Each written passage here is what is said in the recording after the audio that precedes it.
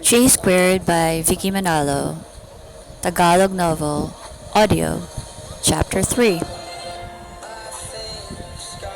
Present, Annie J na nag-games pala sa ilalim ng table nito.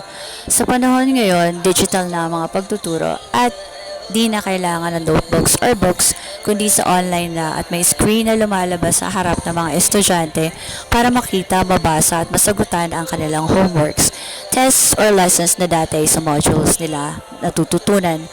Advanced na ang mundo at may makikita ka na ngang lumilipad na sasakyan sa highway, which is skyway na ang tawag. At marami ring gusali na parang animoy nakahang sa langit kasi dito na kami pumapasok ngayon at di na sa lupa kung saan matraffic at mapolusyon.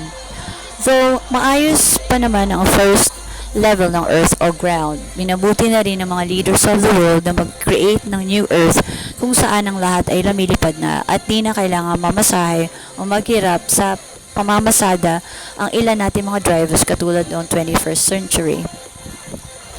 Ay, nakaka-boring ang lesson, sabi ni Jane at napatingin sa kumikinang at makinis na teenager na pumasok sa kanilang silid nang ipakilala ng kanilang guro.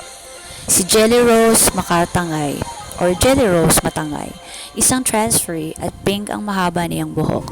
Kung aki itim at mahilig sa itim na damit o goth, siya na may puro pink, purple o kahit ano basta't light baby colors na nakakasuka sa paningin pero maganda pa rin sa kanya. Nga pala, sa panahon namin ngayon, di na usang uniforms. Parang paaralan sa ibang bansa o planeta, civilian na at pwede rin gumamit ng cellphones or digiphones which is ang bagong tawag namin